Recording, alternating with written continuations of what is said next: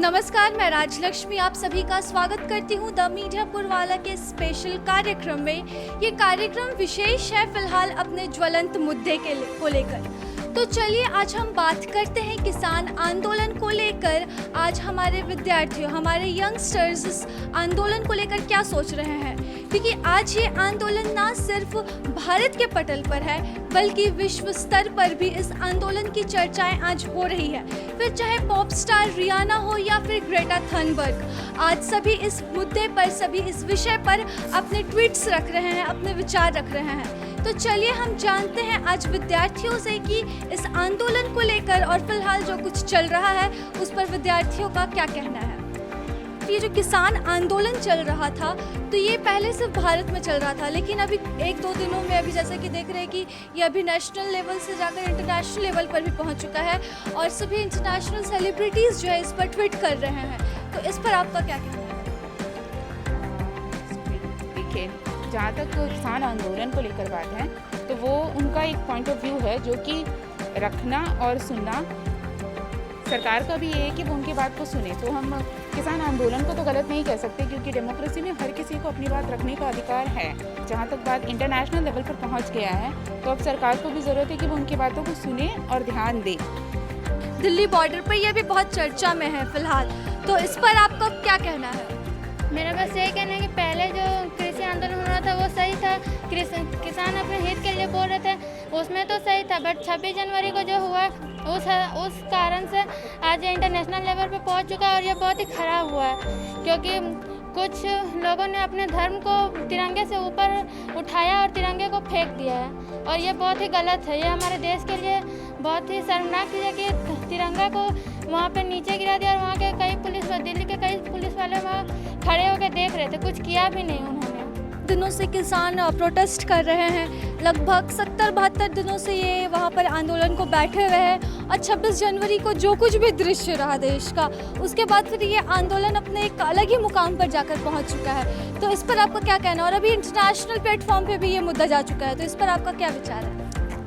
किसानों के बारे में जब ऐसी बातें सुनने को मिलती तो बड़ा दुख होता है, क्योंकि एक देश है तो वो किसान और जवान की वजह से, और जब किसानों की ऐसी स्थिति जब हमें देखने को मिलती है तो बड़ा कष्ट होता है। जाहिर सी बात है कि सरकार को इस पे कुछ एक्शन लेना चाहिए, बिल्कुल लेना चाहिए, क्योंकि अगर किसान खुश नहीं रहेंगे तो देश की जनता किस तरह से खुशी मनाएगी।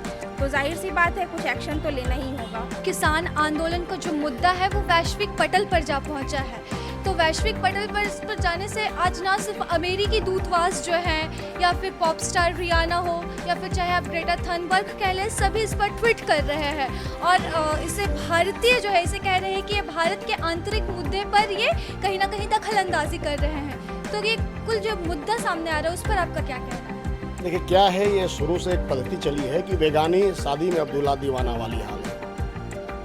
लोग अपने यहाँ क्या हो रहा है नहीं देखते, दूसरे के यहाँ क्या हो रहा है ये देखने की परंपरा पूरी दुनिया में आज बड़े पैमाने पर चल रही है। अमेरिका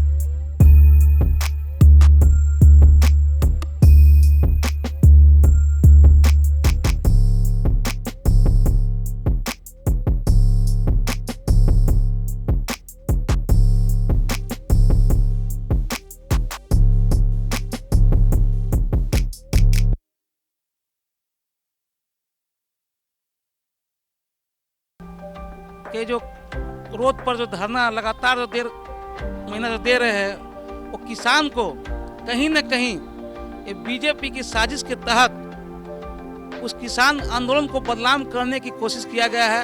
ये जानबूझ के घटना किसी और से करवाया गया है और कहीं न कहीं बीजेपी के जो हमारे गृह मंत्री है अमित शाह, ये सब चीज़ें बहुत फास्ट है।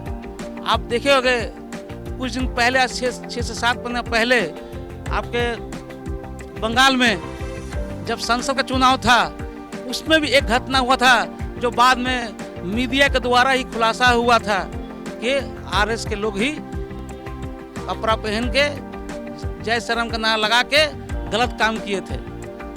तो मेरा कहने का मतलब है कि आज बंगाल के चुनाव को देखते हुए मुद्दा को कि सारा किसान, सारा विपक्ष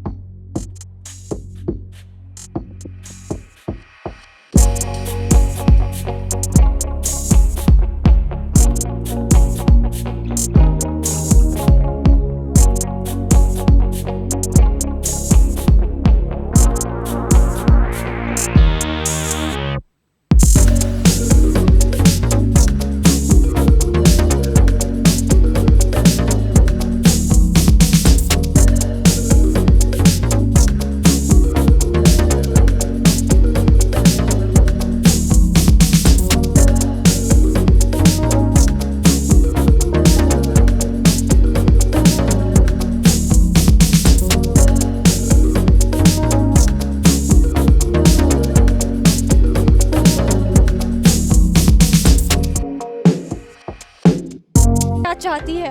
युद्ध के साथ हमने जाने कुछ अन्य के भी विचार जो कि बिल्कुल भी मेल ना खाते हो, परंतु इन विपरीत विचारधाराओं और इन अलग सोच के साथ मैं राजलक्ष्मी द मीठापुरवाला से आप सभी का धन्यवाद कहती हूँ और उम्मीद करती हूँ कि जल्द से जल्द ये कृषि कानून, ये जो आंदोलन चल रहा है इतने दिनों से, इस पर जल्द ही कोई हल निकले और किसान अपने घर वापसी करें।